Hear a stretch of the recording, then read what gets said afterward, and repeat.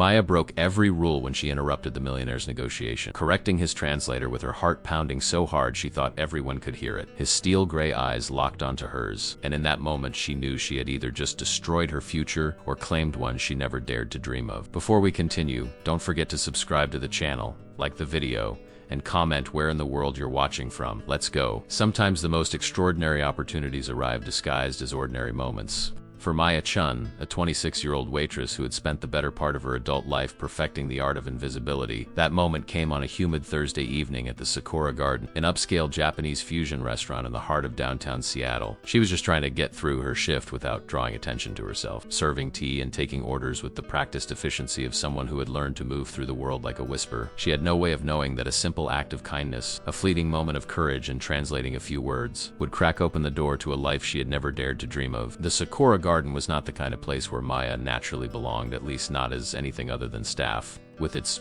minimalist aesthetic, imported ceramics, and clientele who wore their wealth as casually as their designer suit, it existed in a stratosphere far removed from the cramped studio apartment she shared with her grandmother in the International District. The restaurant's owner, M.R. Tanaka, had hired her 3 years ago not for her customer service skills, which were adequate but unremarkable, but because she was fluent in Japanese. Her grandmother, Obasan, had raised her after her parents died in a car accident when Maya was 8. Obasan had insisted that Maya maintain her connection to her Japanese heritage, speaking only Japanese at home, teaching her to read and write, filling their small apartment with the language and customs of a country Maya had never visited, but somehow knew intimately. Maya's fluency was supposed to be an asset at the Sakura Garden, but in practice, most of the Japanese-speaking clientele preferred to practice their English, and the American customers rarely needed translation. So Maya existed in a strange liminal space, overqualified for simple waitressing but too shy and self-doubting to leverage her skills into anything more. She had learned early in life that being noticed often meant being hurt, and she had built her entire existence around the principle of blending in, of being useful but unremarkable, present but forgettable. On this particular Thursday, the restaurant was hosting what Mr. Tanaka had described in hushed, reverent tones as a very important business dinner. Maya had been assigned to the private dining room, a glass-enclosed space that overlooked the city's glittering skyline. She had been given explicit instructions to be attentive but unobtrusive, to anticipate needs before they were voiced, and above all, to be invisible. It was a role she was born to play. The guests arrived promptly at 7. The American businessman entered first, and Maya's breath caught slightly at the sight of him. He was tall, probably in his early 40s, with the kind of commanding presence that seemed to alter the air pressure in a room. His suit was impeccably tailored, a deep navy that made his gray eyes look like polished steel. His dark hair was threaded with just enough silver to suggest wisdom rather than age. He moved with the confidence of a man who had never been told no, or if he had simply chosen not to hear it. This was Marcus Westfield, though Maya didn't know his. All she knew was that he radiated power and expectation in equal measure. Behind him came the Japanese businessman Murahiro Nakamura, accompanied by a younger associate.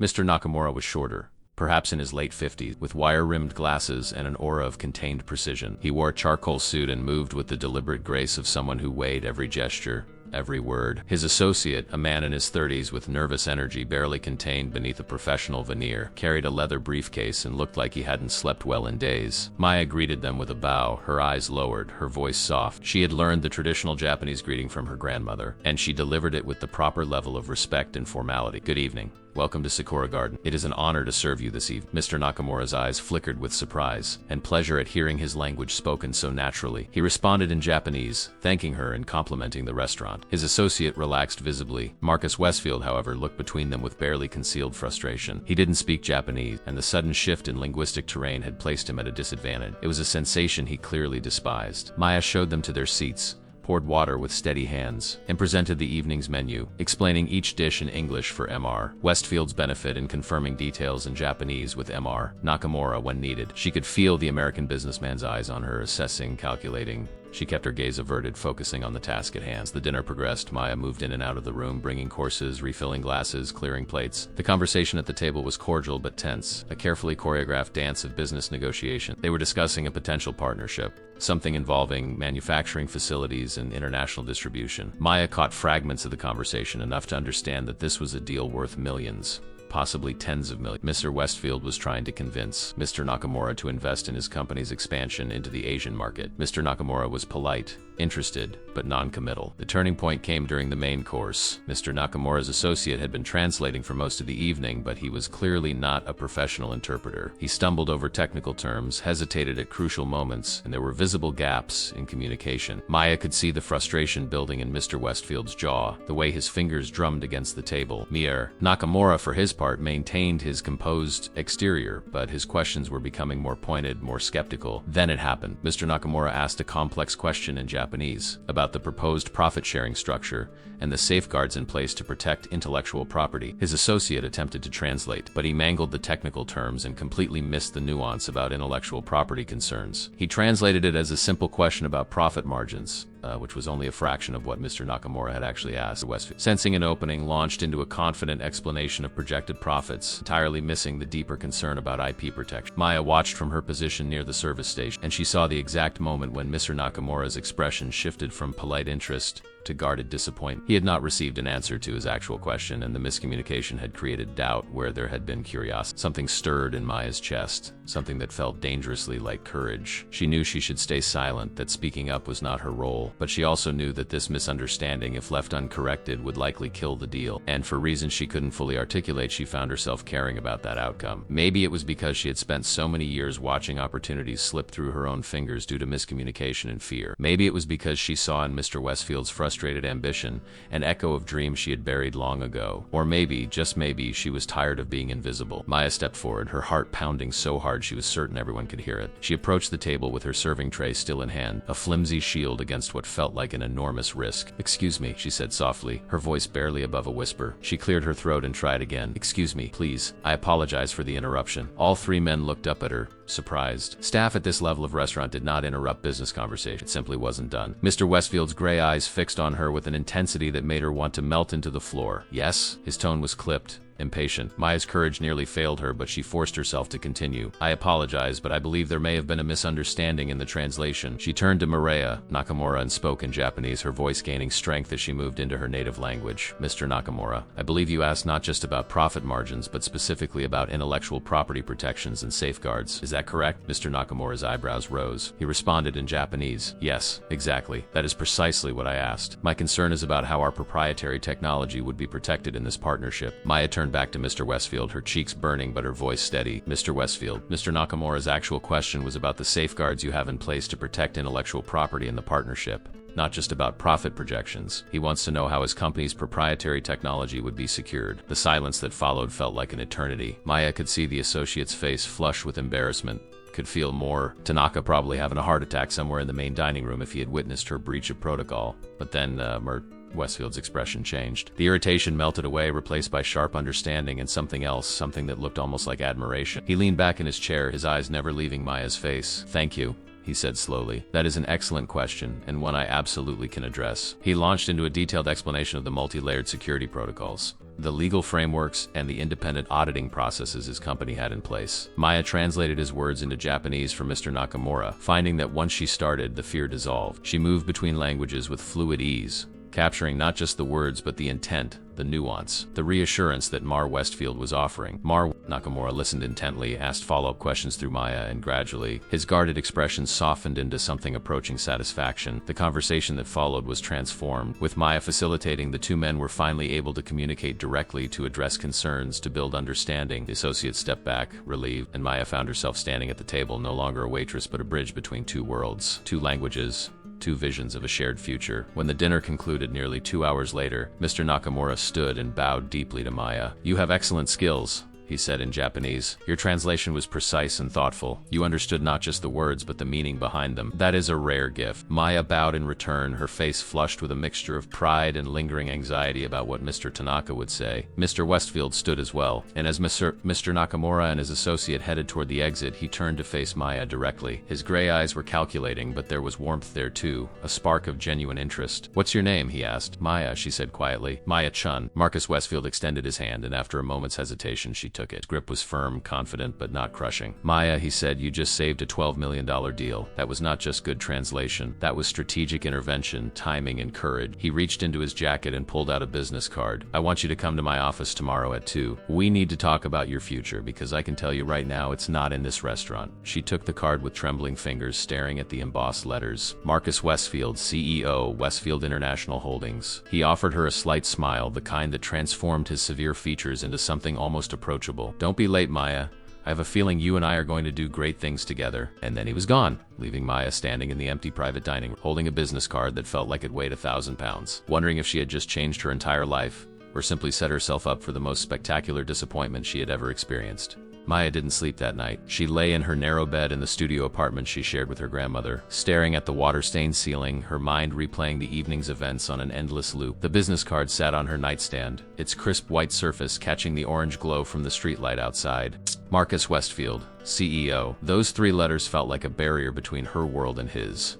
A reminder of just how vast the distance was between a shy waitress and the kind of person who got invited to sit in the corner office of a multi-million-dollar corporation. What had she been thinking? Speaking up like that. The boldness that had seized her in that moment now felt like temporary insanity, a brief chemical imbalance that had caused her to forget every lesson she had learned about staying small, staying safe, staying invisible. By the time dawn crept through the thin curtains, painting the cramped apartment in shades of gray, Maya had convinced herself that going to the meeting would be a mistake. Marcus Westfield had been caught up in the moment, grateful that his deal had been saved. By now, in the clear light of his own morning, he had probably reconsidered. He probably didn't even remember her name. The sound of her grandmother moving in the kitchen pulled Maya from her spiral of doubt. Obasan was always up before sunrise, a habit from her years working in the fish markets of Osaka before she immigrated to America. Maya could smell miso soup and hear the gentle clatter of dishes. She rose, pulled on her robe, and padded out to the kitchen. Her grandmother stood at the small stove, her back slightly bent with age, her silver hair pulled into its customary neat bun. At 78, Obasan still moved with purpose and precision, every gesture economical and deliberate. She turned as Maya entered, and immediately her dark eyes, still sharp despite her years, narrowed with concern. "You did not sleep," she said in Japanese. It was not a question. Maya sank into one of the 2 mismatched chairs at their tiny table. "I couldn't, Obasan.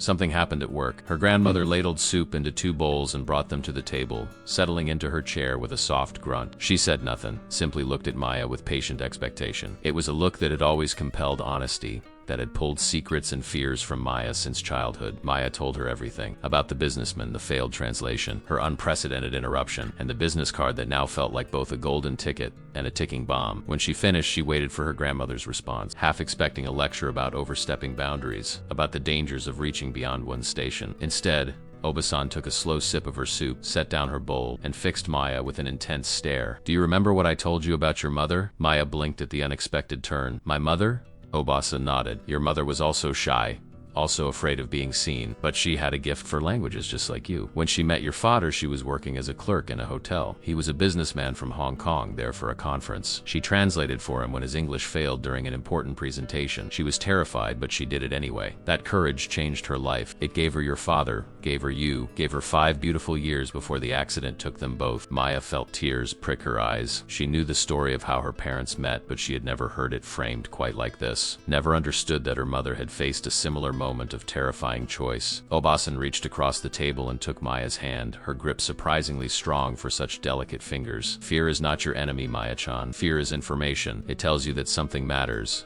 that something is at stake. The question is not whether you are afraid.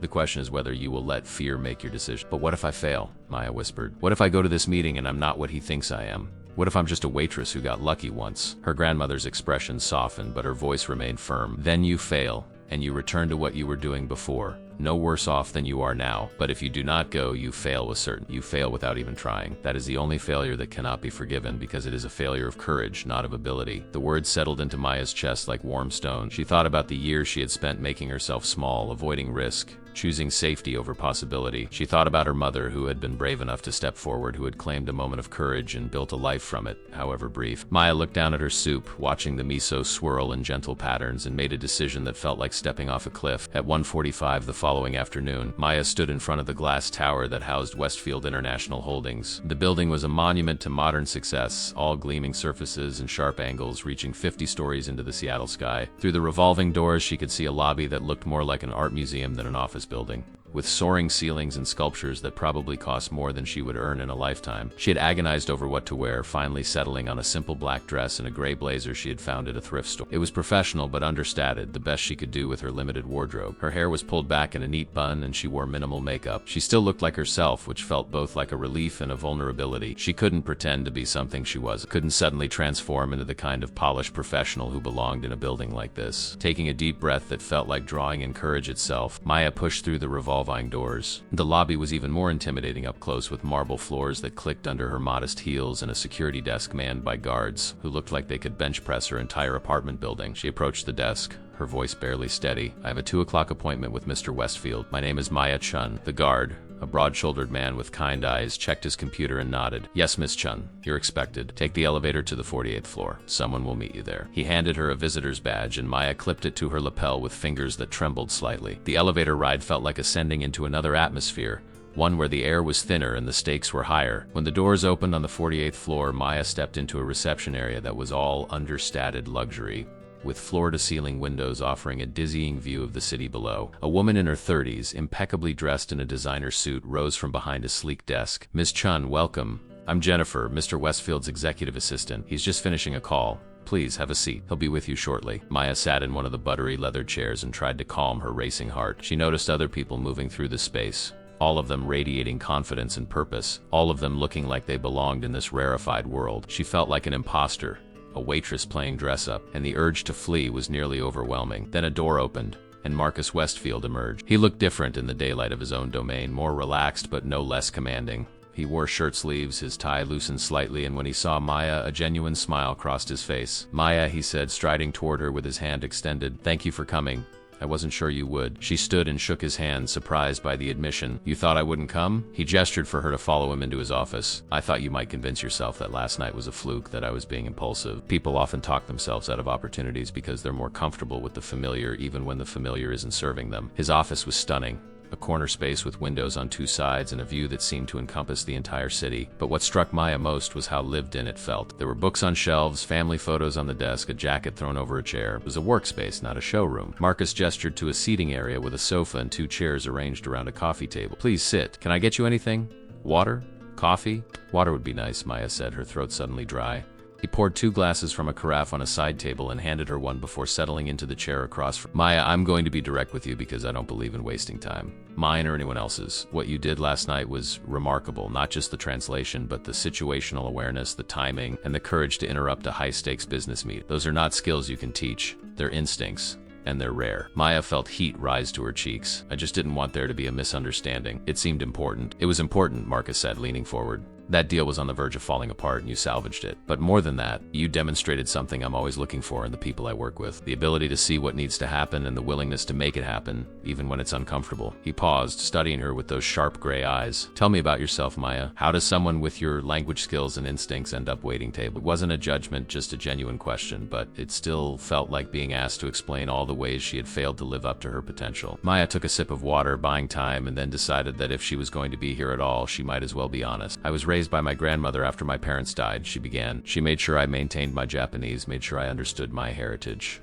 I went to community college, studied languages and international business, but I never finished. Obasan got sick, the medical bills piled up, and I needed to work. The restaurant job was supposed to be temporary, just until I got back on my feet. That was 3 years ago." She looked up at him, expecting pity or disappointment, but his expression was thoughtful, assessing. "Your grandmother, how is she now?" "Better," Maya said. "Stable. But the debt is still there." Marcus nodded slowly. "And you've been treading water ever since, working to survive rather than working towards something." Maya felt the truth of those words like a physical weight. "Yes," she admitted. "That's exactly what I've been doing." Marcus stood and walked to the window, his hands in his pockets, looking out over the city. "I built this company from nothing, Maya. My father was a factory worker, my mother a school teacher. I paid for college with scholarships and student loans I only finished paying off 5 years ago. I know what it's like to feel trapped by circumstance, to have ability that exceeds opportunity." He turned back to face her. "I also know that talent, real talent, doesn't care about pedigree or credentials.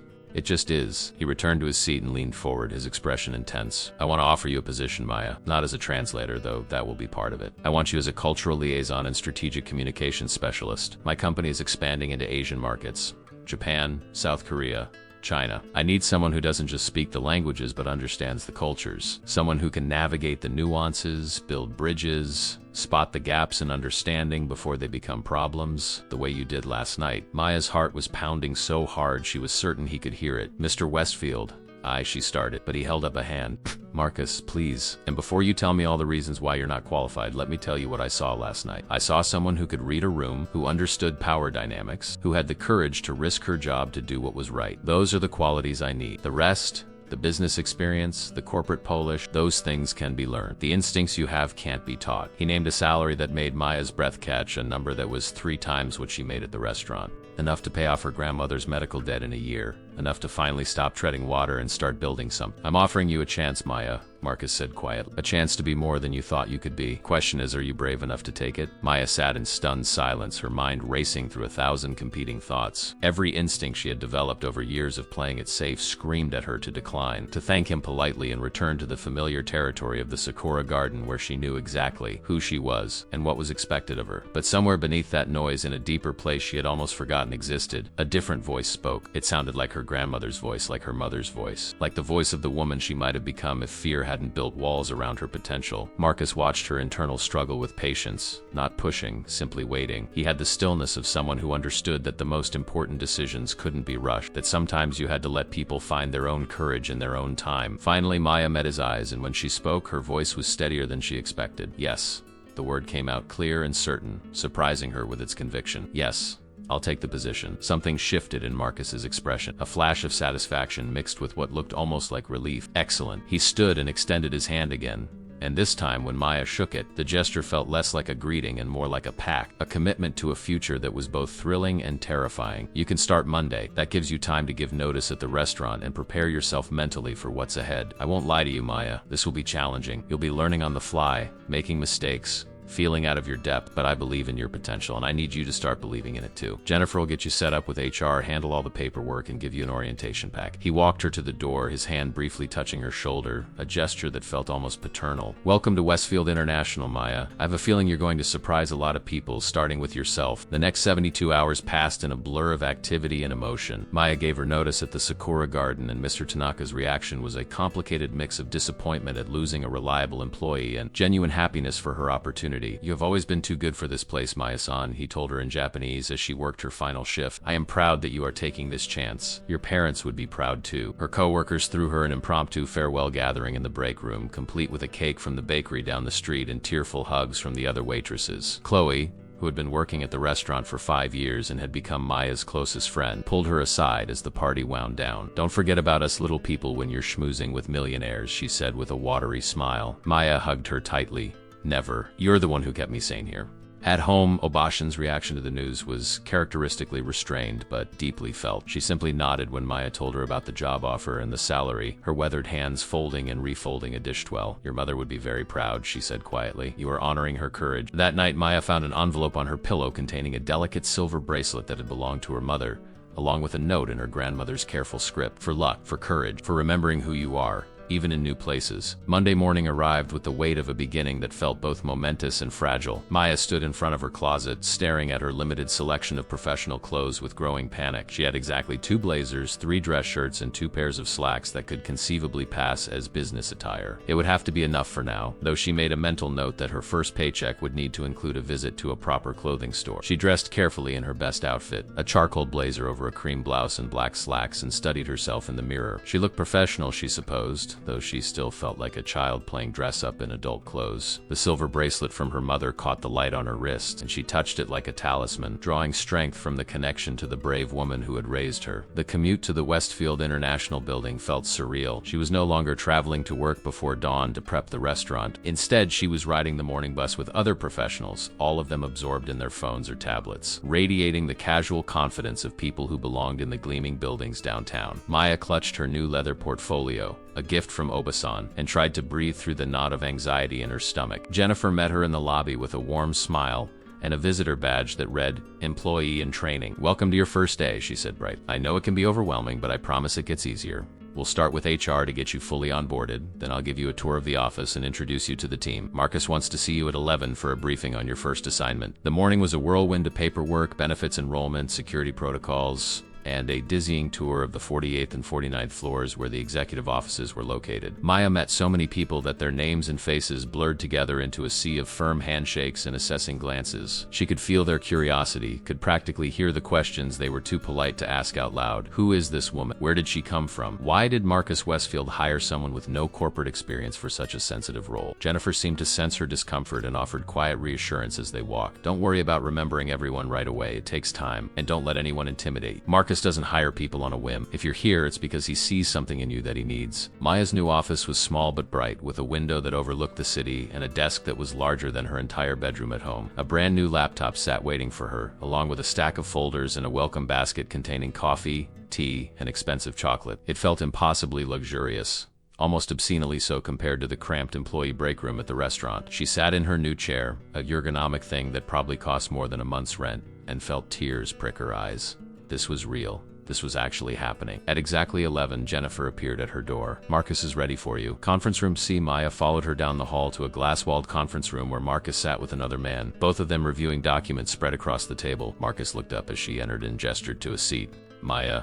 Perfect timing. This is David Chun, our Chief Operating Officer. David, this is Maya Chun, our new cultural liaison. David was Chinese-American, probably in his early 50s, with salt and pepper hair and keen, intelligent eyes behind frameless glasses. He stood to shake Maya's hand, and she noted that his grip was firm but not aggressive. No relation, I assume, he said with a slight smile, noting their shared surname. Not unless you have family from Osaka, Maya replied, and was relieved when he laughed. Marcus got straight to business. Maya, I'm throwing you into the deep end, but I think you're ready. We have a situation that requires exactly your skill set. He slid a folder across the table to her. We're in final negotiations with a Japanese pharmaceutical company, Hayashi Industries, for a joint venture that would bring their innovative drug delivery systems to the North American market. The deal is worth approximately $20 million in the first phase alone. David took over the explanation. We've been negotiating for 6 months, and we finally have Mr. Hayashi, the CEO, and his executive team coming to Seattle next week for the final contract signing. The problem is, our previous translator, the one we had on retainer, just accepted a position in Tokyo and gave us 1 week's notice. We need someone who can not only translate the technical and legal language accurately, but also help us navigate the cultural protocols and build rapport with the Hayashi. Marcus leaned forward, his gray eyes serious. This is make or break, Maya. If this deal falls through, we lose not just the revenue, but our credibility in the Japanese pharmaceutical market. I saw what you did at that dinner, how you read the situation, how you bridged the communication gap. I need you to do that again, but on a much larger scale. Maya felt her mouth go dry. She looked down at the folder, seeing charts and projections and technical terminology that made her head spin. Westfield, Marcus, she hesitated, her old fears rising. I've never worked on anything like this. Pharmaceutical terminology, legal contracts, this is all new to me. David spoke up, his tone kind but direct. Maya, none of us knew what we were doing when we started. Marcus hired me 20 years ago when I was a junior analyst with more ambition than experience. He saw something in me, just like he sees something in you. The technical terms you can learn. We have a week, and we'll provide you with all the reference materials you need. What we can't teach you is instinct, and that's what you have. Marcus nodded. I'm not asking you to be an expert in pharmaceuticals. We have people for that. I'm asking you to be the bridge, the person who makes sure that when Hayashi speaks, we truly understand what he's saying. Not just the words, but the meaning, the concerns, the expectations. Can you do that? Maya looked between the two men, both of them watching her with expressions that mixed challenge and encouragement. She thought about her mother, who had stepped forward in a hotel lobby to translate for a stranger and had changed her life. She thought about Obasan's words about fear being information, about the only unforgivable failure being the failure to try. She opened the folder and scanned the first page, seeing dense paragraphs about sustained-release polymer matrices and bioavailability studies. It was intimidating, but it wasn't impossible. I can do it, she said, her voice gaining strength with each word. I'll need help with the technical vocabulary, and I'll need to understand the cultural protocols for this level of business negotiation in Japan, but yes, I can do it. Marcus smiled, a genuine expression that transformed his usually stern features. Good. David will be your point person. For the technical side, Jennifer will set you up with our research team and our legal department. You'll also work directly with me to understand the strategic objectives. He stood, signaling the end of the meeting. You have 1 week to become an expert on this deal. I suggest you get started. As Maya left the conference room, her arms full of folders and reference materials, she felt a strange mixture of terror and exhilaration. She had just committed to something far beyond her experience, something that could either launch her new career spectacularly or end it in humiliating failure. But as she walked back to her small, bright office and saw the city spread out below her window, she realized that for the first time in years, she felt truly alive. The familiar comfort of invisibility was gone, replaced by the sharp awareness that she was finally, terrifyingly standing in her own light. The week that followed followed was the most intense of Maya's life. She arrived at the office before dawn and stayed long after the cleaning crew made their evening rounds. Her small apartment became a satellite workspace, with papers and notes spread across every surface, her grandmother tiptoeing around the organized chaos with patient understanding. Maya immersed herself in a world she had never imagined she would need to understand, learning the intricate language of pharmaceutical development, regulatory approval processes, and international patent law. David Chun became her unlikely mentor during those frantic days. Despite his intimidating title and the demands on his time, he made himself available to Maya, patiently explaining concepts that felt impossibly complex. On her second day, he found her in her office at 7 in the evening, surrounded by technical documents, her eyes red from staring at the computer screen. "You're going to burn yourself out," he observed, leaning against her doorframe. Maya looked up, startled. She hadn't heard him approach. "I just need to understand this. The bioavailability metrics, the FDA approval pathways, all of it. If I can't speak intelligently about these concepts, how can I translate them effectively?" David walked into the office and sat in the chair across from her desk. "Let me tell you something about Marcus. He doesn't expect you to become a pharmaceutical expert in a week. That's impossible, and he knows it. What he expects is for you to be honest about what you don't understand and to ask the right questions. The Hayashi team will respect someone who admits the limits of their knowledge far more than someone who pretends to expertise they don't have. Your job isn't to be the expert. Your job is to make sure the experts on both sides understand each other perfectly." The advice was liberating in its simplicity, and Maya felt some of the crushing pressure ease from her shoulders. "But I still need to know enough to catch potential misunderstandings," she countered, like at the dinner with Mr. Nakamura. "If I hadn't understood the context, I wouldn't have known the translation was wrong." David nodded approvingly. "Exactly right. So focus on understanding the key concepts, the deal break, the sensitive areas where cultural or linguistic misunderstanding could derail everything. Let me help you identify those." They spent the next 2 hours going through the contract, with David highlighting the critical sections and explaining why each one mattered. Maya took copious notes, creating her own reference guide that combined technical explanations with the Japanese terminology she would need. As David finally stood to leave, gathering his briefcase, he paused at the door. "Maya, you remind me of myself 20 years ago. Terrified of failing, working twice as hard as anyone else to prove you belong. But here's what I learned eventually. You're already here. You already belong. Marcus doesn't make mistakes about people." The next challenge came from an unexpected direction. On Wednesday morning, Maya was summoned to a meeting with the legal team to review the contract language. She entered the conference room to find 3 attorneys waiting, led by a woman named Patricia Thornton, the company's general counsel. Patricia was in her mid-40s, impeccably dressed, with the sharp gaze of someone who had spent decades finding flaws in documents and arguments. She did not look pleased to be meeting with Maya. "So you're Marcus's new hire," Patricia said without preamble as Maya took a seat. "The translator who's supposedly going to save the Hayashi deal." Maya detected the skepticism beneath the polite words and felt her defenses rise. She forced herself to remain calm, to channel the professional demeanor she was still learning to wear. "I'm here to ensure accurate communication," she replied evenly, "to make sure both parties understand exactly what they're agreeing to." Patricia slid a thick document across the table. "This is the contract, 27 pages of carefully negotiated terms. Some of these clauses took weeks to hammer out. I need to know that when you translate this into Japanese, you're not going to inadvertently change the legal meaning. A single mistranslated word could expose us to liability or give the Hayashi team an advantage we didn't agree to." Maya picked up the document, feeling the weight of the responsibility settling on her shoulders. She opened it and began reading, and within the first page she found a problem. She looked up at Patricia. In Section 2, Paragraph 4, this phrase about exclusive distribution rights. The English says we have exclusive rights in North America.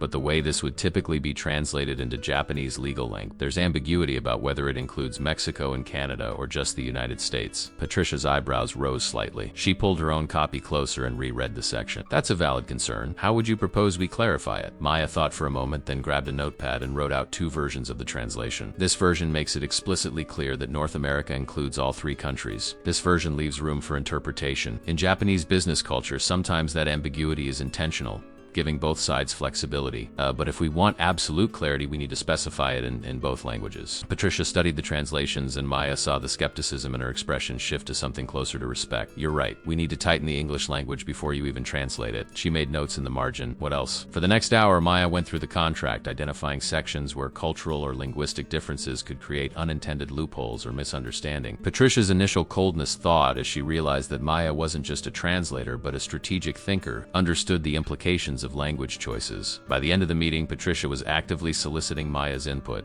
and when they finally concluded, she walked Maya to the door. "I misjudged you," Patricia admitted. "I thought Marcus was being impulsive, hiring someone with no corporate experience for something this critical. But you just saved us from at least 3 potential legal nightmares we hadn't even identified." Maya felt a surge of pride. "Thank you. That means a lot coming from you." Patricia gave her a slight smile. "Don't let it go to your head. You've still got to nail the actual meeting, but I'm feeling better about our chances now." As the week progressed, Maya began to feel the pieces coming together. She created detailed glossaries of technical and legal terms in both English and Japanese, with notes on cultural context and potential pitfalls. She studied everything she could find about Hayashi Industries, learning about their company culture, their CEO's background, his values and priorities. She discovered that Mr. Hayashi was known in Japan for his integrity and his traditional approach to business relationships, valuing long-term partnerships over short-term gains. This knowledge would be crucial in understanding how to frame the deal in terms that would resonate with him. Marcus checked in with her regularly, not micromanaging but making his presence known, his confidence in her evident. On Thursday afternoon, he stopped by her office with 2 takeout containers of sushi. He'd been living on vending machine food, he observed. "That stops now. You can't do your best work if you're not taking care of yourself." They ate together in her office, and Marcus asked her about her preparation, listening carefully as she outlined her strategy for the meeting. He nodded approving. "You've done more than I expected. But remember, Maya, the most important thing isn't perfection, it's authenticity. Mr. Hayashi is extraordinarily skilled at reading people. He'll respect honesty and genuine effort far more than polished performance." By Friday evening, Maya felt as ready as she was going to be. She had studied until the words swam before her eyes, had practiced translations until they flowed smoothly, had absorbed cultural protocols until they felt like second nature. But beneath the preparation there remained a tremor of doubt, a whisper that asked whether she really belonged in this world, whether her moment of courage at the restaurant dinner had been a fluke that she wouldn't be able to replicate when it truly mattered. She was packing up her things, preparing to head home for the weekend, when Jennifer appeared at her door with an envelope. "This just arrived for you. Special delivery." Maya opened it to find a handwritten note on expensive stationery. The handwriting was elegant, almost calligraphic. "Maya, I wanted to write to express my gratitude for your exceptional assistance at our dinner last week. Your skill and professionalism were instrumental in helping me understand Mr. Westfield's proposal, and I am pleased to inform you that we have agreed to move forward with the partnership. I look forward to working with Westfield International on future ventures. With respect and appreciation, Hiroaki Nakamura." Maya stared at the note, feeling something shift inside her. She had been so focused on the upcoming Hayashi meeting that she hadn't fully absorbed the reality of what she had already accomplished. Her intervention hadn't just saved one deal, it had created a relationship that would yield future opportunities. She had made a real, tangible impact. She wasn't a fraud or an imposter.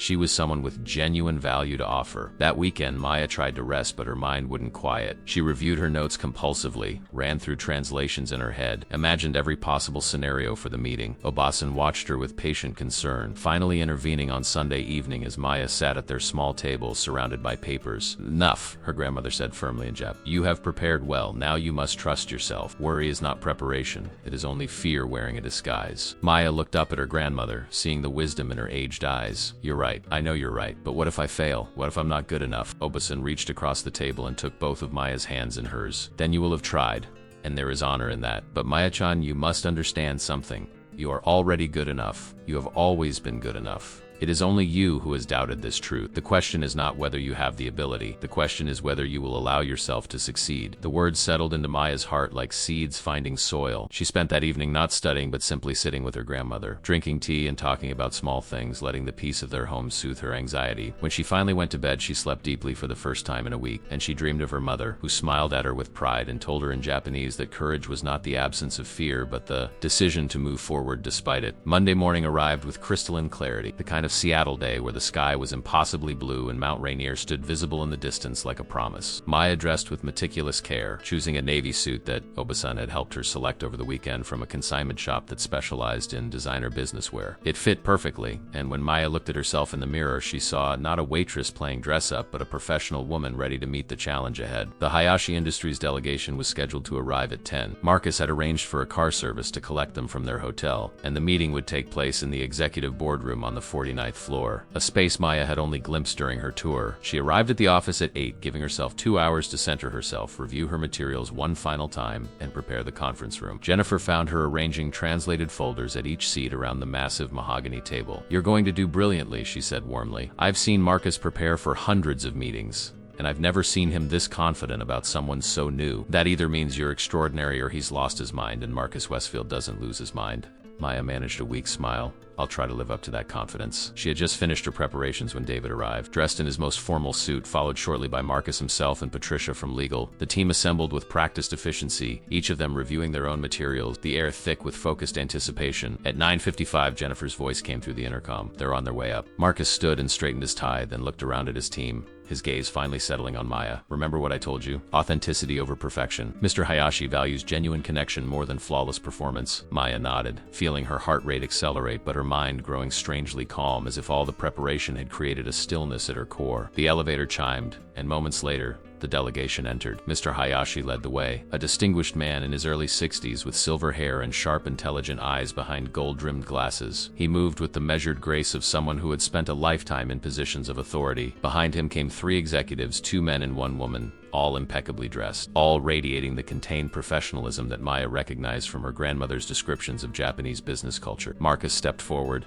and Maya moved to stand slightly behind and to his right, the traditional position for an interpreter. "Good morning, Emir Hayashi," Marcus said, extending his hand. "Welcome to Seattle. We're honored to have you here." Maya translated his words into Japanese, carefully matching the level of formality to the situation, adding the respectful honorifics that English lacked. Mr. Hayashi shook Marcus's hand, then turned to Maya with a look of pleasant surprise. "Your Japanese is excellent," he said in Japanese, with the refined Tokyo accent of someone from a privileged background. "Where did you study?" Maya bowed slightly before responding. "Thank you for the kind words, Hayashi-san. I was raised by my Japanese grandmother who immigrated from Osaka. She ensured that I maintained fluency in the language and understanding of the culture." Mr. Hayashi's expression warmed considerably. "Osaka," he said with approval, "the heart of Japan's commerce. Your grandmother sounds like a wise woman." Marcus watched the exchange, unable to understand the words but clearly reading the positive body language. Maya turned to translate for him. Mr. Hayashi complimented my Japanese and asked where I studied. I explained about my grandmother. He seems pleased with the Osaka connection. Marcus nodded, then gestured to the conference table. "Please, let's be seated and begin our discussion."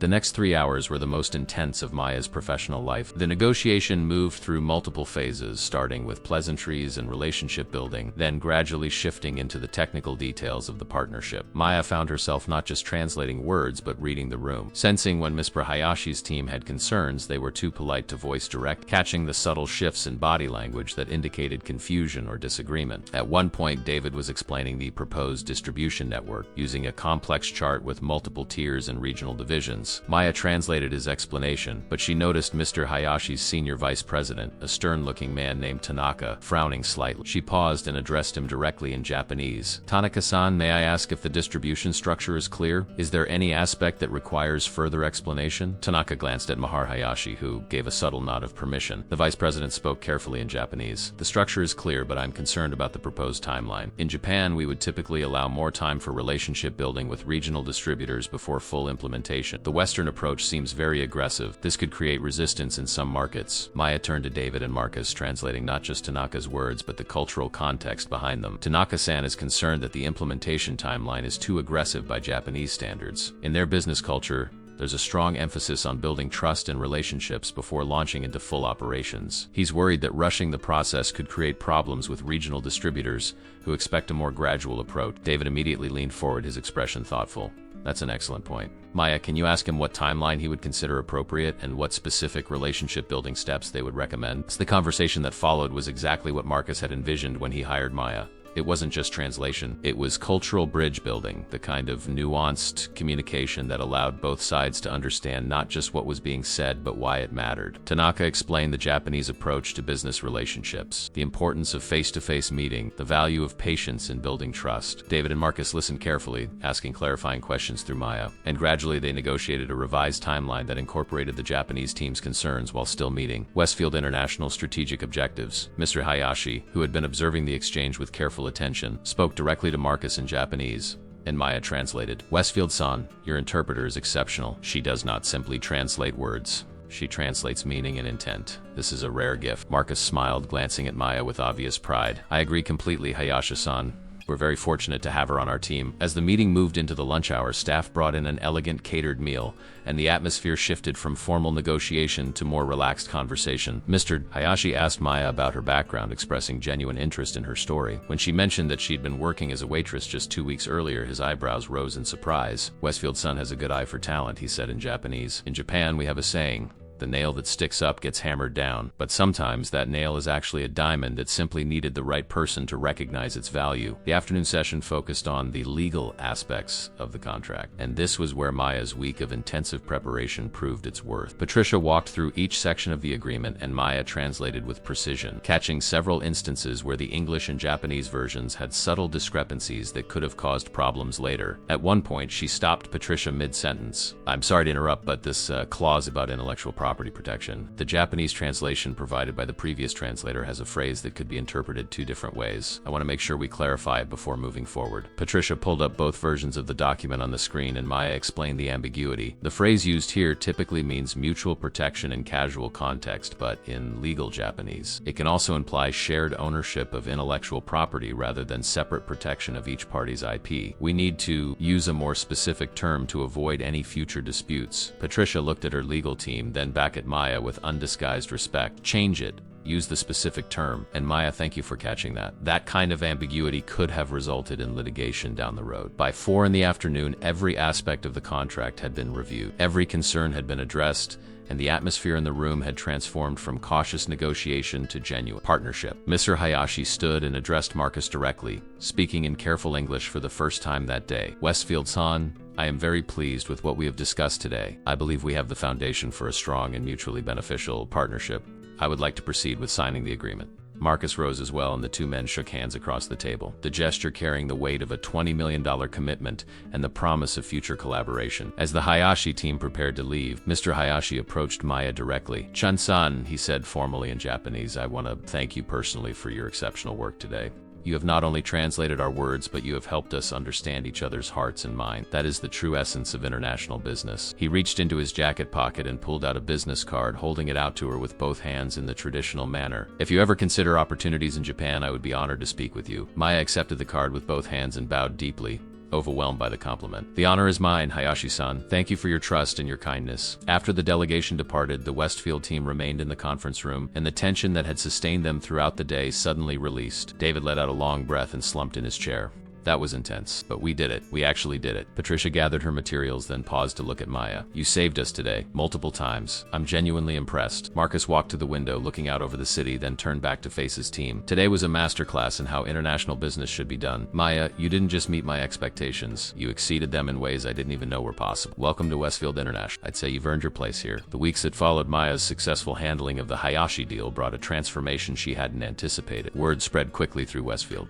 International about the new cultural liaison who had not only salvaged a critical negotiation but had identified legal ambiguities that could have cost the company millions. Suddenly, Maya found herself pulled into meetings across multiple departments, her expertise sought by teams working on various Asian market initiatives. The shy waitress who had spent years trying to be invisible now found invisibility impossible, and to her surprise, she discovered she didn't miss it. Her days fell into a rhythm that was demanding but deeply satisfying. She arrived early, often before the sun rose over the city, and worked with an intensity that felt less like obligation and more like purpose. She was learning the language of international business, not just the words, but the underlying grammar of power dynamics, strategic thinking, and relationship building. David continued to mentor her, teaching her to read financial projections and understand market analysis. Patricia involved her in contract reviews, showing her how legal language could be both a shield and a weapon. And Marcus, he remained a steady presence, checking in regularly, offering guidance without micromanaging, and pushing her to take on increasingly complex challenges. But it was the quiet moments with Marcus that began to shift something in Maya's understanding of her new world. He had a habit of stopping by her office in the late afternoon, usually around 6 when most of the staff had gone, bringing 2 cups of coffee and settling into the chair across from her desk. At first, these conversations were purely professional, debriefs about ongoing projects or discussions about upcoming negotiations, but gradually they became something more personal, a space where the walls they both maintained in their professional roles could lower slightly. One evening, about 6 weeks after Maya had started, Marcus arrived with coffee as usual but seemed distracted, quieter than normal. Maya had learned to read his moods, to sense when something was weighing on him. "Is everything all right?" she asked, setting aside the contract she had been reviewing. Marcus took a sip of his coffee,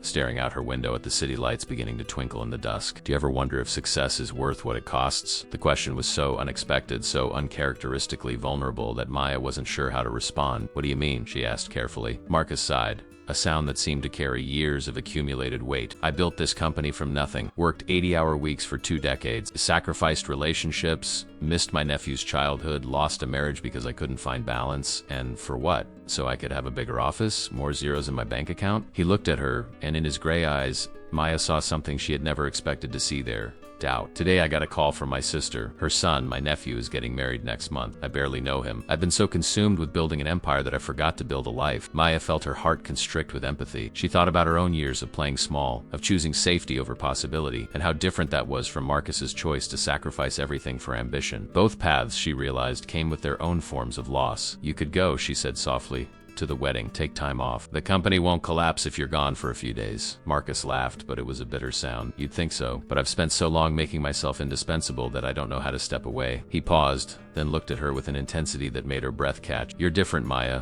You have this capacity for connection that I've lost somewhere along the way. Don't lose it. Don't let this world turn you into someone who's too busy achieving to actually live. The conversation stayed with Maya long after Marcus had left her office. She had spent so many years seeing him as someone who had everything figured out, whose confidence was unshakable. To see his vulnerability, to understand that his success had come at a profound personal cost, shifted her perception entirely. He wasn't just her boss or a distant billionaire. He was a man who had made choices and was living with their consequences, trying to figure out if those choices had been worth it. The following week brought an unexpected complication. Maya was in the break room making tea when she overheard 2 junior executives talking in hushed voices near the coffee machine. They didn't notice her standing by the hot water dispenser, partially hidden by the refrigerator. Did you see the way Westfield looks at the new translator? One of them said, a woman named Stephanie from the marketing department. Her companion, a man from finance whose name Maya couldn't remember, laughed quietly. You think there's something going on there? I mean, she came out of nowhere and now she's in meetings with him constantly. Stephanie's voice dropped lower, but Maya could still hear her. Just saying, it's suspicious. She has no credentials, no experience, and suddenly she's earning what probably takes the rest of us years to achieve. There are rumors that the only reason she got hired is because Westfield is attracted to her. You know how these things go. Pretty young woman, powerful older man. It's a tale as old as time. Maya felt heat flood her face, a mixture of humiliation and anger. She wanted to confront them, to defend herself and Marcus, but her old instincts kicked in. Instead, she quietly set down her tea and slipped out of the break room, her hands shaking. The gossip shouldn't have mattered. She knew the truth about her hiring, knew that Marcus had seen her skills and potential, not just her appearance, but the poison of the insinuation worked its way under her skin nonetheless. For the rest of the day, she found herself questioning every interaction, every success. Had people been judging her all along, assuming she was sleeping her way to the top? Did her colleagues dismiss her contributions because they thought she was just Marcus's latest conquest? That evening, she couldn't bring herself to go home. She stayed late in her office, staring at her computer screen without really seeing it,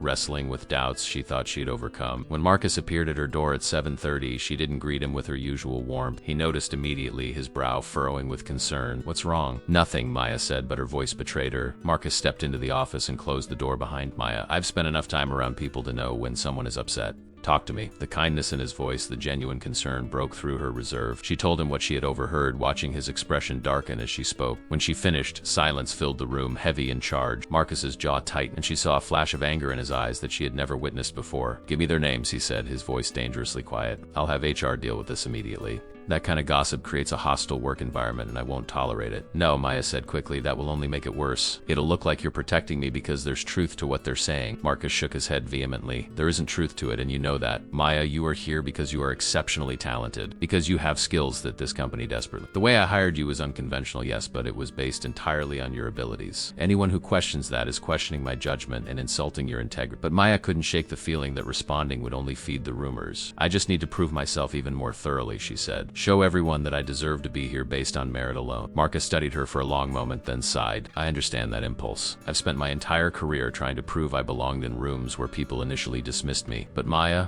here's what I've learned. There will always be people who find reasons to diminish your accomplishments. You could work twice as hard as everyone else and they would still find something to criticize. The question isn't how to make them believe in you. The question is whether you believe in yourself. His words echoed Obasan's wisdom, and Maya felt something settle in her chest. You're right, she said quietly. I know you're right, but it still hurts. Marcus's expression softened. Of course it hurts. Having your integrity questioned always does, but don't let it make you doubt what you know to be true. He paused, seeming to weigh his next words carefully. And Maya, for what it's worth, I want you to know that my respect for you is entirely professional. You're brilliant at what you do, and I value your contributions to this company, nothing more. The clarification should have been reassuring, should have eased her concerns about the gossip. Instead, Maya felt an unexpected pang of something that felt uncomfortably like disappointment. She pushed the feeling aside, reminding herself that Marcus was her boss, that any other kind of relationship would be inappropriate and would validate exactly the kind of gossip she was trying to dispel. "Thank you," she said, managing a smile. "I appreciate that clarification." After Marcus left, Maya sat alone in her office as darkness fell completely outside her window. She'd come so far in such a short time, had transformed her life in ways she couldn't have imagined just weeks ago. But with success came new challenges, new vulnerability. She was no longer invisible, and that meant she was exposed to judgment, to envy, to the cutting words of people who resented her rapid rise. She thought about Marcus's question from earlier in the week about whether success was worth its cost. She was beginning to understand that every level of achievement brought its own complications, its own forms of loneliness. Her phone buzzed with a text from Obasan. "Are you coming home for dinner? I made your favorite." Maya smiled at the simple message, feeling grounded by the reminder of what truly mattered. "On my way," she typed back. The corporate world with all its politics and complications could wait. Tonight she needed the uncomplicated love of her grandmother's kitchen, the simple wisdom that had guided her this far, and the reminder that her worth wasn't determined by office gossip or anyone's opinion but her own. The gossip died down over the following weeks. Not because Maya had confronted it directly, but because her work became impossible to dismiss. 3 more major deals crossed her desk, each one requiring her unique combination of linguistic precision and cultural intelligence. She facilitated a partnership with a Korean technology firm, navigated sensitive negotiations with a Chinese manufacturing conglomerate, and even helped resolve a dispute between Westfield International and a Japanese supplier that had been festering for months. Each success added another layer of legitimacy to her position, until even the skeptics had to acknowledge that Marcus Westfield's unconventional hiring decision had been vindicated. But success brought its own complications. By late October, Maya's role had expanded far beyond what anyone had initially envisioned. She wasn't just translating anymore. She was advising on market entry strategies, identifying cultural pitfalls in marketing campaigns, and serving as a bridge between Westfield International's Western business practices and the more nuanced approaches required for Asian markets. The workload was crushing, and Maya found herself working 12 and 14-hour days, arriving before dawn and leaving long after the cleaning crew had finished. It was during one of these late nights that everything changed. Maya was alone on the 48th floor, reviewing a contract for a proposed joint venture in Taiwan when she heard the elevator chime. She looked up, surprised, as Marcus stepped out carrying a bag from a Thai restaurant she had mentioned loving in a casual conversation weeks ago. "You're still here," he said, though it wasn't really a question. He had taken to check in the office logs, she realized, keeping track of her hours with growing concern. "So are you," Maya replied, gesturing to the empty floor around them. Marcus set the bag on her desk and pulled up a chair. "Which is why I brought dinner. You need to eat, and we need to talk." Maya's stomach growled at the smell of pad thai and curry, betraying how long it had been since she had eaten. She cleared space on her desk as Marcus unpacked the containers. "Thank you for this. You didn't have to." "Yes, I did," Marcus said, his tone brooking no argument. "Maya, you're burning out. I've seen it happen to too many talented people. They think they have to prove themselves constantly, work harder than everyone else, sacrifice everything for the job. It's not sustainable." Maya took a bite of pad thai, the flavors exploding on her tongue, reminding her of all the basic pleasures she had been neglecting. "I can handle it," she said. But the words sounded hollow even to her own ears. Marcus leaned back in his chair, studying her with those penetrating gray eyes. "You know what I see when I look at you? I see myself 20 years ago. Same drive, same insecurity masked as ambition, same belief that if you just work hard enough you can outrun every doubt and criticism. But here's what I've learned the hard way. That kind of pace doesn't lead to success. It leads to breakdown." He paused, his voice softening. "I don't want that for you, Maya. You're too valuable, and not just to this company." The last phrase hung in the air between them, weighted with meaning that neither of them was quite ready to examine. Maya set down her fork, suddenly unable to eat. "What do you want me to do? Cut back my hours? Turn down projects?" Marcus shook his head. "I want you to let me hire you a team. An assistant to handle administrative work, a junior translator to take on the routine projects, someone to share the load. If you've proven yourself 100 times over, you don't need to keep proving it." The offer was generous, practical, and exactly what Maya needed. But accepting it felt like admitting weakness, like confirming that she wasn't strong enough to handle what the job demanded. Before she could respond, Marcus's phone rang. He glanced at the screen and his expression tightened. "I need to take this. It's my sister." He stepped away, moving to the window, and Maya tried not to listen but couldn't help overhearing fragments of the conversation. His voice was strained, apologetic. "I know, I promised, I know.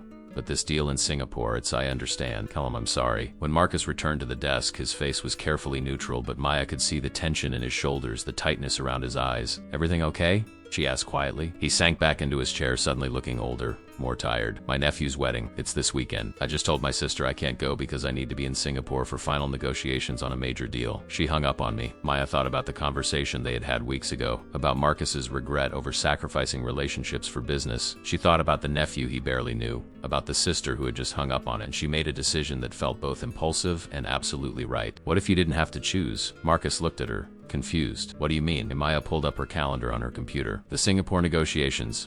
I've been copied on all the emails. I know the deal inside and out. Send me instead. Marcus stared at her as if she had suggested flying to the moon. Maya, this is a $50 million deal, the most complex negotiation we've tackled this year. It requires someone with years of experience in high-stakes talks. You've been here 2 months. I know, Maya said, feeling a surge of the same courage that had compelled her to speak up at that first dinner with Mr. Nakamura. But I also know that I can do this. The Singaporean firm's CEO is originally from Japan. His senior team includes executives from Taiwan, Hong Kong, and mainland China. You need someone who can navigate all those cultural contexts simultaneously. That's what you hired me for. Marcus was silent for a long moment, and Maya could see the war playing out behind his eyes. The practical side that knew she was right warred with the protective instinct that didn't want to throw her into such deep waters. But I'd be sending you alone, he said, fine. Without backup, without a safety net. If something goes wrong, you're on your own. Then nothing will go wrong, Maya said, with more confidence than she felt. Marcus, you told me weeks ago that I needed to believe in myself. Well, I do, and I need you to believe in me too. Not just believe that I can handle routine translations, but believe that I can represent this company at the highest level. The silence stretched between them, heavy with the weight of the decision. Finally, Marcus nodded slowly. Okay, you're right, you can do this. He ran a hand through his hair, a rare gesture of uncertainty. But I want daily check-ins, and I want you to promise me that if you encounter anything you're not sure about, you'll call me immediately. Pride doesn't count for anything if we lose the deal. Deal, Maya said, feeling her heart race with a mixture of terror and exhilaration. Marcus stood, gathering the empty food containers. I'll have Jennifer book your flights first thing tomorrow morning. You leave Thursday night. Meeting starts Saturday morning. He paused at her office door, looking back at her with an expression that was hard to read. Maya, thank you for giving me permission to do what I should have done months ago. Go to your nephew's wedding, she smiled. Tell him your very demanding employee needed you in Singapore, so you're sending her instead. He'll understand. After Marcus left, Maya sat alone with the magnitude of what she had just committed to. Singapore, alone, representing Westfield International in negotiations worth $50 million. The old Maya, the waitress who had been terrified of being noticed, would have been paralyzed by such a prospect, but she wasn't that person anymore. She had been tested and had proven herself repeatedly. This was simply the next level, the next challenge, the next opportunity to show what she was capable of. She spent the next 2 days in intensive preparation, absorbing every detail of the Singapore deal. The potential partner was a logistics and shipping conglomerate, looking to expand into North American markets. The CEO, Kenji Yamamoto, was Japanese by birth but had built his empire in Singapore, and his executive team reflected the multicultural nature of the city-state. The negotiations would be conducted primarily in English, but Maya knew that being able to shift into Japanese, Mandarin, or Cantonese when needed would give her a crucial advantage. David was both supportive and anxious about her solo mission. Ready for this, he told her on Thursday afternoon as she prepared to leave for the airport. But remember, in negotiations of this magnitude, ego is often more important than economics. These are powerful men who built empires. They need to feel respected, heard, and valued. Numbers matter, but relationships matter more. Patricia from legal pulled her aside as well, handing her a thick binder. This contains every contingency, every possible scenario we could think of. But the most important thing isn't in this binder, it's your instinct. Trust it. You've proven you have excellent judgment. Use it. Even Jennifer offered her own advice as she helped Maya organize her travel doc. Mr. Westfield wouldn't send you if he didn't have complete confidence, but between you and me, he's going to be a nervous wreck all weekend. Be prepared for a lot of check-in calls. The flight to Singapore was long, giving Maya too much time to think, to second guess, to imagine all the ways this could go wrong. She tried to sleep but managed only fitful dozing, her mind running through scenarios and strategies. When the plane finally touched down at Changi Airport, she felt the weight of exhaustion but also a strange clarity. She had crossed an ocean to represent a company that had taken a chance on her. Failure was not an option she was willing to consider. The hotel Marcus had booked was in the Marina Bay area, a gleaming tower with views of the iconic Singapore skyline. Maya checked in, showered away the travel fatigue, and immediately began reviewing her materials again. Her phone buzzed with a text from Marcus. Just boarded the plane to my sister's. How are you feeling? Maya smiled and typed back. Ready, confident. Don't worry about me. Enjoy the wedding. His response came quickly. Impossible not to worry, but I do trust you. Make me proud.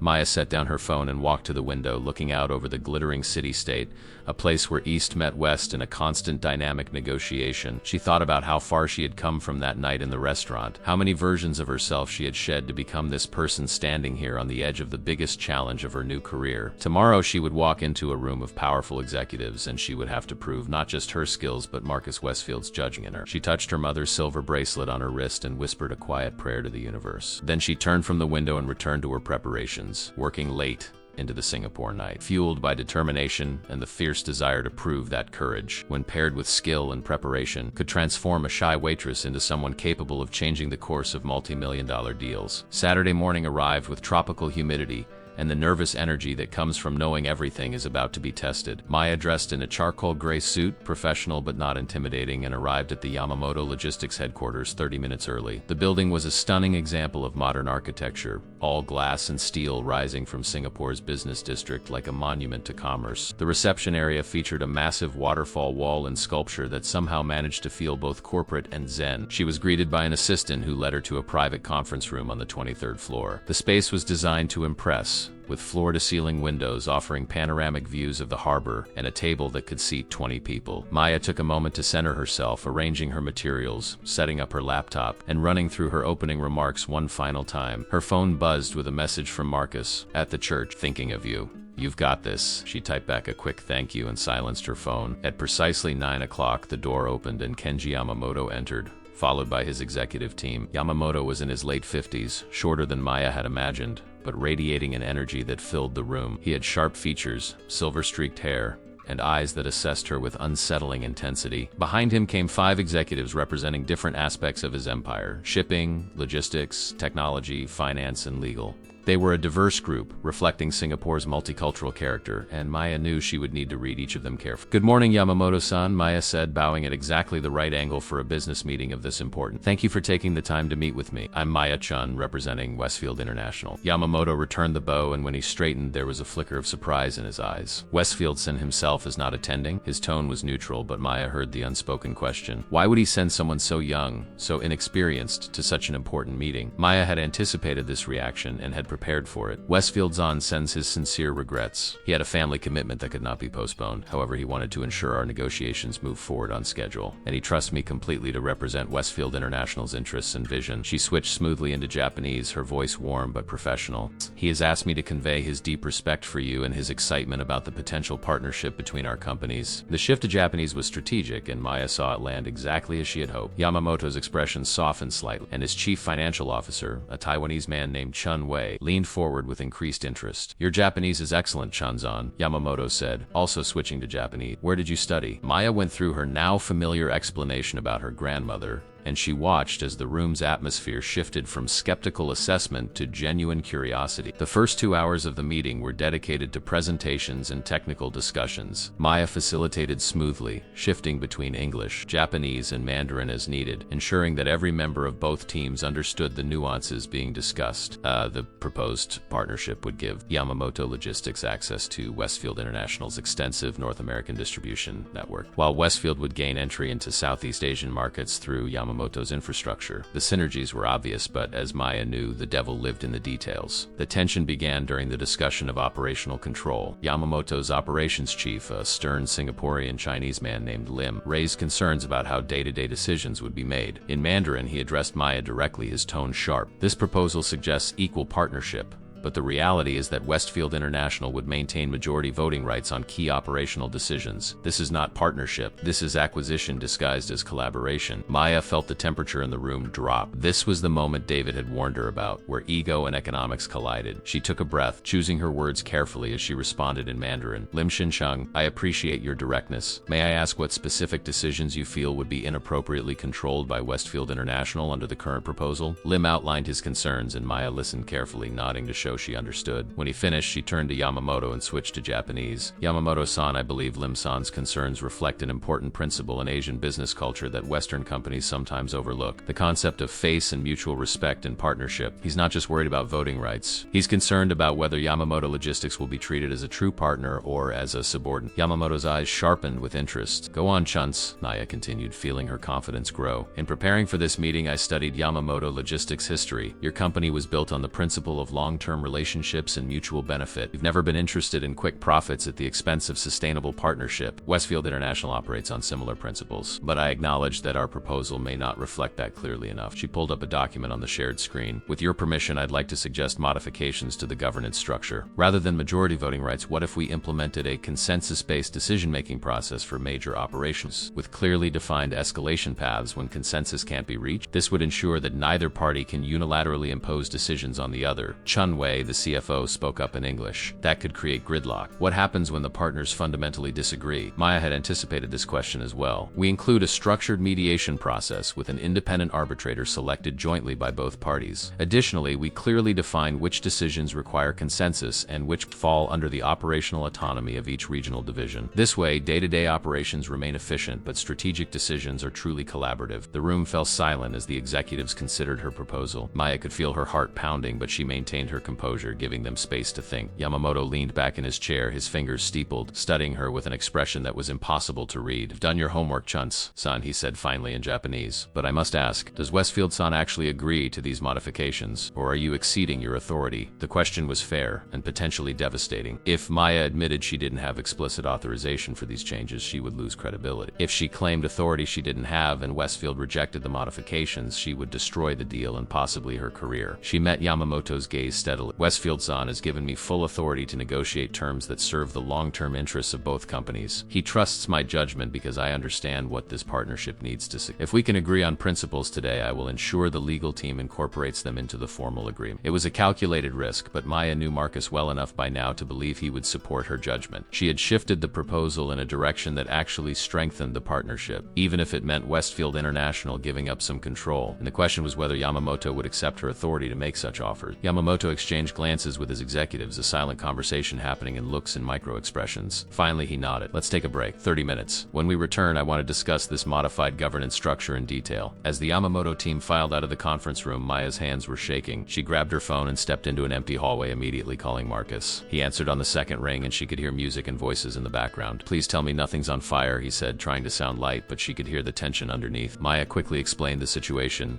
the concerns that had been raised, and the modifications she had proposed. There was a long pause on the other end of the line. "You just unilaterally changed our negotiating position," Marcus said slowly. Maya's heart sank. "I'm sorry. I know I should have checked with you first, but in the moment I could see the deal slipping away if I didn't address their concerns. The governance structure I proposed actually makes sense for a true partnership. It's better than what we had." Another pause, and then Marcus laughed, a genuine sound of surprised admiration. "Maya, you're absolutely right. That's exactly the kind of strategic thinking I hoped you'd bring to the table. You have my full support. Modify whatever else makes sense. I trust your judgment completely." Relief flooded through Maya's body. "Thank you. That means everything. Now go back to your nephew's wedding. Stop worrying about Singapore." Marcus's voice softened. "Impossible not to worry. But Maya, you're not just representing the company well. You're making it better. Keep going."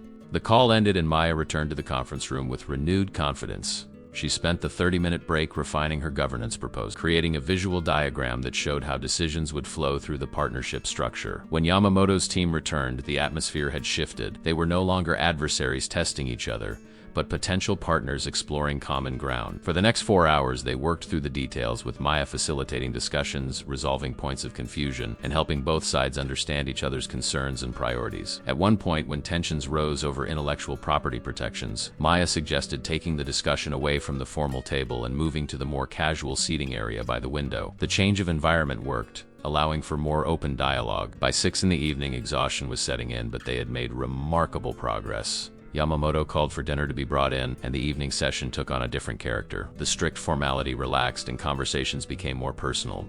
Yamamoto asked Maya about her journey from waitress to international negotiator, and she shared her story honestly, including her initial fear and self-doubt. To her surprise, Yamamoto shared his own story of starting his logistics company with a single truck and building it into an empire through careful relationship building and strategic risk-taking. "Your courage reminds me of my younger self," Yamamoto said. "There's a Japanese word, shoshin, which means beginner's mind. It's the quality of approaching something with openness and eagerness, without the cynicism that comes from too much experience. You have shoshin, Chun-san. You see possibilities where more experienced negotiators might only see obstacles." By 10 o'clock, they had reached agreement in principle on all major points. The formal contract would take weeks to finalize, but the foundation was solid. As the meeting concluded, Yamamoto stood and bowed deeply to Maya. "Chun-san, when Westfield-san sent you instead of coming himself, I was skeptical. I thought perhaps he did not truly value this partnership, but now I understand. He sent his best representative, someone who embodies the kind of innovative thinking and cultural sensitivity that will make this partnership thrive. The compliment, coming from a man of Yamamoto's stature, hit Maya with unexpected force. She bowed in return, feeling tears prick her eyes but refusing to let them fall. "The honor is mine, Yamamoto-san." Thank you for your trust and your openness. As she left the building and stepped into the humid Singapore night, Maya felt transformed once again. She had walked into that conference room as someone still proving herself, still carrying the weight of imposter syndrome. She walked out as someone who had earned her place at the table through skill, courage, and the ability to bridge worlds that others saw as separate. Her phone buzzed with a message from Marcus. "Just got back to the hotel. How did it go?" Maya smiled as she typed her response. "Deal secured in principle. Tell you everything tomorrow. For now, know that you were right to believe in me." His reply came instantly. Never doubted it for a second. "Well done, Maya." Maya returned to Seattle on Monday afternoon, exhausted but energized by her success in Singapore. The flight had given her time to process everything that had happened, to understand that she had crossed some invisible threshold from competent employee to trusted executive. When she walked into the Westfield International building, she expected to slip back into her normal routine, but instead found herself greeted like a returning hero. Word of the Singapore deal had spread through the company, and people she barely knew stopped her in the hallways to congratulate her. David intercepted her before she could reach her office, pulling her into a bear hug that surprised them both. "You brilliant, crazy woman. Marcus called me from the wedding with updates. Do you have any idea what you pulled off? That deal was on life support 6 months ago, and you not only revived it, but improved the terms. The board is going to lose their minds in the best possible way." Maya laughed, feeling self-conscious with the attention. "I just did what needed to be done. Followed my instincts like you taught me." Patricia from legal appeared next, her usual stern demeanor softened by genuine pride. "I reviewed the modifications you negotiated. They're smart, Maya. Really smart. You took a good deal and made it sustainable for the long term. That's the mark of someone who thinks strategically, not just tactically." Even Jennifer joined the impromptu celebration, bringing coffee and pastries to Maya's office. "Mr. Westfield asked me to clear your calendar for tomorrow. He wants you to take a day off. You've more than earned it." But it was Marcus's reaction that Maya found herself most anticipating and most nervous about. He had sent several supportive messages throughout her journey, but she hadn't seen him face to face since she had essentially taken over one of his most important negotiations. When he finally appeared at her office door late that afternoon, Maya stood up instinctively, suddenly feeling like a student called before the principal. Marcus stood in the doorway for a moment, just looking at her, and Maya couldn't read his expression. Then he stepped inside, closed the door behind him, and broke into a smile that transformed his entire face. "You are extraordinary," he said simply. "I knew you were talented. I knew you had potential. But what you did in Singapore, Maya, that was masterful." She felt heat rise to her cheeks. "I was just trying to save the deal. I hope I didn't overstep." Marcus shook his head emphatically. "You didn't overstep. You did exactly what I hired you to do. You saw what the situation required, and you had the courage to make difficult calls without a safety net." He moved to stand by her window, looking out over the city. "Do you know what Yamamoto said to me when we spoke yesterday? He said you reminded him why he loves doing business, why partnerships are more valuable than transactions. He said you have what most corporate executives spend their entire careers trying to fake: genuine respect for different perspectives and the wisdom to find common ground." The compliment was overwhelming, and Maya found herself blinking back tears. "Thank you for trusting me, for giving me the chance to prove myself." Marcus turned back to face her, his expression serious. "Maya, we need to talk about your future here. When I hired you, I created a position that didn't exist because I saw something special in you. But you've outgrown that role already. The company needs to evolve to match your capabilities." Maya's heart began to race. "What are you saying?" Marcus walked over to her desk and leaned against it, his posture casual but his eyes intense. "I'm saying I want to create a new executive position, Vice President of International Relations and Cultural Strategy. It would come with a significant salary increase, a seat at senior leadership meetings, and direct authority over a team of translators and cultural liaisons. You would report directly to me and work across all departments on any initiative involving Asian markets." The offer was staggering, a leap that would have taken most people a decade or more to achieve. Maya felt dizzy with the implications. "Marcus, I've only been here 3 months. Won't people say you're promoting me too quickly? That I haven't earned it?" Marcus's jaw tightened. "Let them say whatever they want. I'm not running a popularity contest. I'm running a business. And I need the best people in positions where they can have the most impact. You've proven you belong at the executive level. The only question is whether you believe it." Maya thought about all the times she had doubted herself, all the years she had spent making herself small to avoid risk and rejection. She thought about her mother's courage, her grandmother's wisdom, and the journey that had brought her from a diner booth to this moment. "I believe it," she said, her voice steady. "I accept the position." Marcus extended his hand, and when Maya shook it, the gesture felt like a pact, a mutual recognition of capability and trust. "Welcome to the executive team, Vice President Chun." The weeks that followed were a whirlwind of transition. Maya hired her first assistant, a sharp young woman named Lisa, who had the organizational skills Maya lacked. She interviewed candidates for her team, looking for translators who had not just linguistic ability but the cultural intelligence and courage to speak up when they saw problems. She attended her first board meeting and presented the Singapore deal to a room full of people who had built empires and wielded power with casual ease. To her surprise, she found she could hold her own, that her insights were valued, and that the imposter syndrome that had plagued her was fading into something closer to earned confidence. But with the promotion came complications she hadn't anticipated. The gossip that had briefly circulated about her relationship with Marcus flared up again, more intense this time. She overheard whispers in the restroom, caught the sideways glances in meetings, felt the weight of assumptions that diminished her achievements by attributing them to something other than merit. One afternoon, she found an anonymous note on her desk. "Nice to know the fastest way to the top is on your back." The cruelty of it made her physically sick. She showed the note to Patricia, who immediately involved HR and launched an investigation. But Maya knew that investigations couldn't change what people chose. That evening, she sat in her new, larger office, a corner space that had belonged to a senior vice president who had retired, and felt the weight of her success mixing with the bitterness of other people's envy and prejudice. Marcus found her there at 8, staring out at the city lights without really seeing them. He took one look at her face and knew something was wrong. "What happened?" Maya showed him the note, watching anger flash across his features. "This is unacceptable. We'll find who wrote this and they'll be terminated immediately." But Maya shook her head. "Firing someone will just make me the villain, the woman who got someone fired because she couldn't handle criticism. Marcus, I need to figure out how to navigate this without your protection. If people are going to respect me, they need to see me as strong enough to handle adversity on my own." Marcus was quiet for a long moment. Then he said something unexpected. "You're right, but Maya, you need to understand something. This has nothing to do with you and everything to do with people's discomfort with their own limitations. When someone rises quickly, it forces others to confront their own choices, their own fears, their own unwillingness to take risks. You're a mirror that shows them what they could have been if they had been braver. That's threatening." The insight shifted something in Maya's understanding. She had been internalizing the criticism, letting it make her doubt her worthiness. But Marcus was right. The gossip said more about the gossipers than it did about her. "I won't let them make me small again," she said quietly. "I spent too many years hiding. I'm not going back to that." Marcus smiled, an expression of relief and pride. "Good, because the company needs you, and more importantly, you need to see yourself the way I see you, as someone remarkable." The moment stretched between them, charged with something that neither of them had acknowledged but both of them felt. Maya realized with sudden clarity that what had started as professional respect had evolved into something deeper, something more complicated. She cared about Marcus's opinion not just as her boss, but as someone whose judgment she trusted, whose company she sought out, whose approval meant more than it professionally should. Marcus seemed to feel the shift too. He straightened, his expression becoming carefully neutral.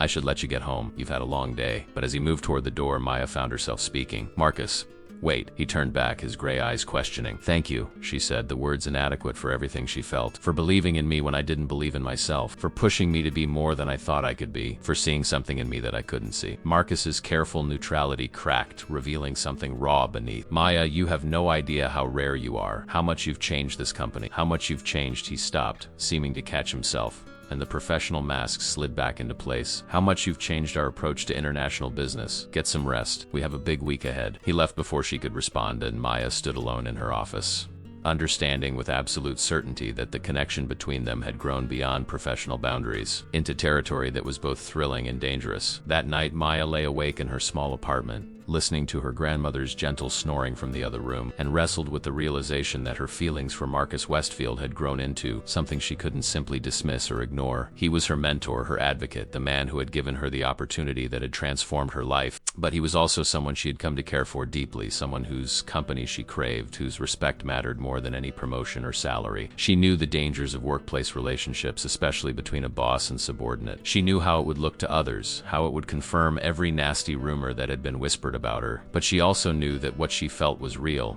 and that denying it wouldn't make it disappear. The question was what to do with feelings that could jeopardize everything she had worked so hard to build. The answer came from an unexpected source. 2 days after her promotion was announced, Maya received a dinner invitation from Miss R. Hayashi, who was in Seattle for follow-up meetings on their pharmaceutical partnership. The invitation included a +1, and Maya instinctively knew she should invite Marcus. They met at an elegant Japanese restaurant in downtown Seattle, the kind of place where the chef prepared each course with meditative precision, and every detail spoke of understated luxury. Mr. Hayashi greeted them warmly, and the conversation flowed easily through the early courses, touching on business matters and cultural observations. But as the meal progressed and sake was poured, Hayashi turned to Maya with a more personal question. "Chun-san, may I ask you something that perhaps exceeds the bounds of polite conversation?" Maya nodded, curious. "Of course, Hayashi-san." He glanced between Maya and Marcus, his eyes shrewd behind his glasses. "I have built my company over 40 years, and in that time I have learned to read what is unspoken between people. There is something between you two, something that goes beyond professional respect. Am I wrong?" Maya felt her cheeks burn, and she couldn't bring herself to look at Marcus. "Hayashi-san,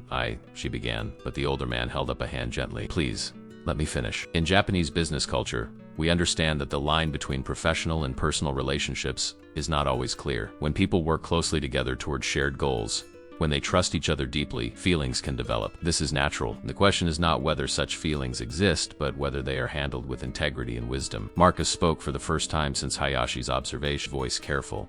"Hayashi-sen, I want to be clear that my decision to hire Maya and promote her was based entirely on her exceptional abilities. Whatever feelings may or may not exist between us have never influenced my professional judgment." Hayashi nodded approvingly. "I believe you, Westfield-san. I have seen how Chun-sen performs. She has earned everything she has achieved. But I also see that you care for each other as more than colleagues, and you are both struggling with what that means." The older man paused to sip his sake before continuing. "In Japan, there is a concept called koi no yokan. It is different from love at first sight. It is the sense when you meet someone that you will inevitably fall in love with them. Not immediately, but over time as you come to know them. I think perhaps you both experienced koi no yokan that night in the restaurant, even if you did not recognize it then." Maya finally looked at Marcus and found him already looking at her, and in his eyes she saw confirmation of everything Hayashi had just said. "The question you must answer, Hayashi, is whether you will let fear of judgment prevent you from exploring what could be a profound connection, or whether you will face it with the same courage Chun-sen has shown in every other aspect of her new life." He smiled gently. "In my experience, the greatest regrets come not from risks taken, but from opportunities missed out of fear." The dinner concluded with Hayashi's blessing on what he called their journey of discovery, and when Maya and Marcus left the restaurant, they walked in silence for several blocks, processing everything that had been said. Finally, Marcus stopped on a quiet street corner and turned to face her. "Maya, I need you to know that I never intended for this to happen. When I hired you, I saw your talent and potential. That's all. But somewhere along the way, watching you grow, watching you become this incredible force, I started to see you as more than an employee. Much more." Maya's heart was pounding, but her voice was steady when she spoke. "I feel the same way. I've been trying to ignore it, trying to convince myself it was just gratitude or admiration. But Marcus, it's more than that. I care about you in ways that have nothing to do with work." Marcus ran a hand through his hair, a gesture of uncertainty she had rarely seen from him. "This could complicate everything. The gossip will get worse. People will say I promoted you because of personal feelings, that you're compromising your integrity for a relationship." Maya stepped closer to him, feeling braver than she had ever felt. "Let them say it. I know the truth. You know the truth. Anyone who has actually seen me work knows the truth. I spent years making myself invisible because I was afraid of judgment. I'm not doing that. Not in my career, not in my personal life. If there's even a chance that what we could have together is real, I'm not going to let fear stop me from finding out." Marcus looked at her with an expression of wonder mixed with caution. "Are you sure? Because once we cross this line, there's no going back. We'll have to be so careful to maintain professional boundaries, to never let our relationship affect business." "I'm sure," Maya said firmly, "but we need to do this right. We need to disclose the relationship to HR, establish clear protocols to avoid conflicts of interest, and be completely transparent about it. No secrets, no impropriety. If we're going to do this, we do it with the same integrity we bring to everything else." Marcus smiled, the tension in his shoulders finally releasing. "You're remarkable, you know that? Even in this, you're thinking strategically, protecting both of us." He reached out and gently took her hand, the first deliberately romantic gesture between them. "So where do we start?" Maya squeezed his hand, feeling the rightness of the decision settling into her bones. "We start by being honest. With HR, with the company, with ourselves. And we start slowly figuring out what this is without rushing or assuming." She looked up at him, seeing not her boss, but a man who had believed in her when she didn't believe in herself, who had challenged her to become more than she thought possible. "We start by acknowledging that sometimes the most unexpected encounters lead to the most extraordinary transformation." Over the following months, Maya and Marcus navigated their relationship with the same careful attention to detail they brought to business negotiation. They disclosed their relationship to HR and the board, establishing strict protocols to avoid conflicts of interest. Maya reported to the coup for performance reviews and compensation decisions. They kept their personal and professional lives rigorously separate at the office, maintaining absolute professionalism in all business context. The gossip intensified at first, as Maya had predicted, but gradually died down as it became clear that their relationship was conducted with integrity and that Maya's performance continued to exceed expectations. She led 3 more major international negotiations, each one successful, each one adding to her reputation as one of the company's most valuable executives. Her team grew to 12 people, and she became known as a demanding but supportive leader who pushed her staff to excellence while protecting their well-being. 6 months after that dinner with Mr. Hayashi, Maya stood on the balcony of the apartment she had recently moved into with Marcus, looking out over the Seattle skyline. It was a far cry from the cramped studio she had shared with her grandmother, though Obasan now had her own comfortable space in a senior living community that Maya could easily afford with her new salary. Her grandmother had been thrilled about the relationship, telling Maya that she had always known her granddaughter was meant for extraordinary things. Marcus joined her on the balcony, wrapping his arms around her from behind. "What are you thinking about?" he asked softly. Maya leaned back against him, feeling content in a way she had never imagined possible. "I was thinking about that night at the Sakura Garden, how terrified I was to speak up, how certain I was that I would fail. If someone had told me then where I would be 6 months later, I would never have believed them." Marcus pressed a kiss to the top of her head. "I believed it. From the moment you translated that conversation, I knew you were someone special." Maya turned in his arms to face him. "You know what the best part is? It's not the job or the salary or even this beautiful apartment. It's that I finally understand what my grandmother tried to teach me all those years. That courage isn't about not being afraid. It's about deciding that what you want is worth more than your fear." She thought about her journey from the invisible waitress who had served coffee with downcast eyes to the executive who now commanded boardrooms and negotiated multi-million-dollar deals. She thought about the young woman who had been so afraid of being seen that she had made herself disappear, and the woman she had become who stood confidently in the light of her own achievements. The transformation had required courage, yes, but it had also required something else: the willingness to accept opportunity when it arrived, even in the most unexpected form. Sometimes a single moment can redirect the entire trajectory of a life. For Maya-chan, that moment came when she chose to speak up in a restaurant, translating not just words but building a bridge between understanding and misunderstanding. In doing so, she caught the attention of a man who saw potential where she saw only limitation, who offered her a chance that would demand everything she had and more. Her story is a reminder that we never know which moment will be the one that changes everything, which act of courage will open doors we didn't even know existed. Maya had started as a shy waitress, drowning in self-doubt and medical bills, convinced that her life was destined to remain small and safe. She had become a respected executive, a skilled negotiator, and a woman in love with someone who valued her for exactly who she was. The journey had been terrifying, challenging, and filled with moments where failure seemed inevitable, but it had also been worth every risk, every sleepless night, every moment of doubt. As she stood on that balcony, wrapped in Marcus's arm, watching the city lights twinkle below, Maya understood that her story wasn't really about translation or business deals, or even about finding love. It was about something simpler and more profound: the courage to become visible, to step into her own power, and to trust that she was worthy of every opportunity that came her way. It was about learning that the voice she had spent years silencing was the very thing that would set her free. If this story of courage, transformation, and the incredible power of seizing opportunity moved you, remember that your own moment might be waiting just around the corner. It might come disguised as something ordinary: a conversation, a chance encounter, a moment where you can choose to speak up or stay silent. The question is whether you'll have the courage to recognize it and the wisdom to act on it. Your extraordinary life might be just one brave decision away.